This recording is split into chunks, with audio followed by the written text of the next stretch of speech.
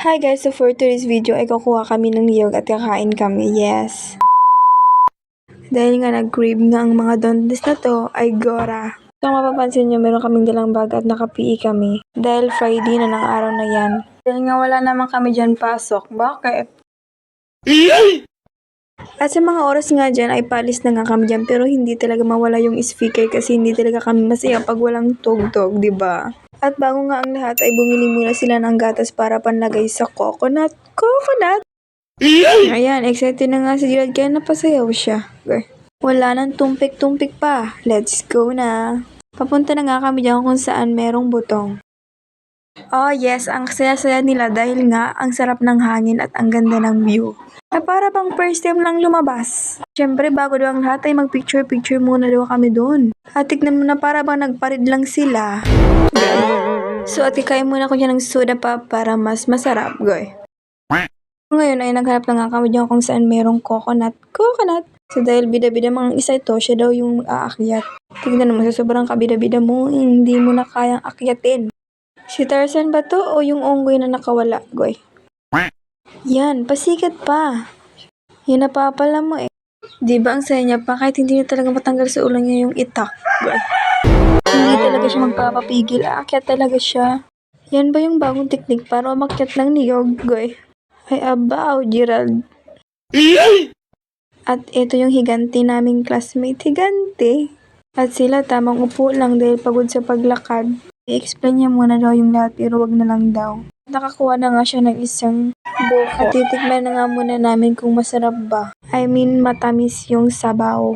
Dahil nga bida-bida man siya, ay siya na lang din ang nagbukas. Kung may taga-bukas, may taga-kain, di ba? Siya ang kumain agad. Isa pa to, oh. Ilagay para makain. Dahil nga takam na siya kahit na matigas yung kinakain niya ay kakainin. Dahil ang isa ay uhaw na ay wala na talagang basong ginamit. Ay, isa ay tamang pagkit lang. So dahil awaera ko ay nagtikim din ako kahit matigas. Gay. Ano boy, sarap na sarap. Habang iba ay nagpapakapagod, ikaw nagpapakasarap. Gay. Sa kaigatan natusok tayo ng matinik na halaman. Gay. Kung saan talaga mayroong butong andun siya. Ano ka?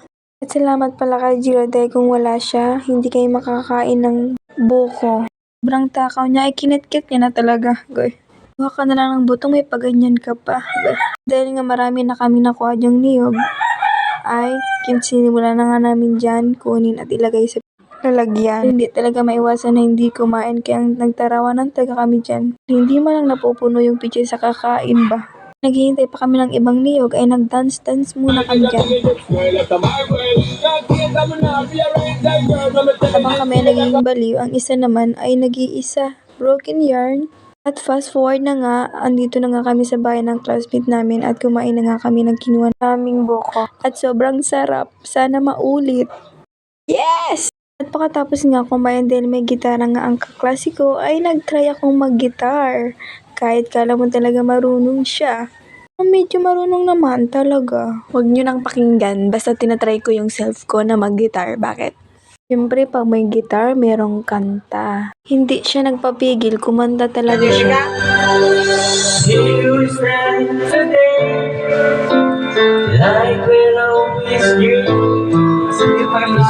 Oo na, marunong ka na, ikaw na, tama na, paawat ka na. Okay. So fast forward na nga dyan, uuwi na nga kami dyan sa mga oras niya na yan. Dahil lagot tayo sa pamilya natin, dahil wala tayong paalam na naggala tayo. Okay. Kaya uuwi na tayo habang may oras pa. No, masaya pa siya. Kahit talaga mamaya ipapagalitan na. Yun lang, bye guys! Everybody asking how we doing, say we good. Don't need no one to tell me how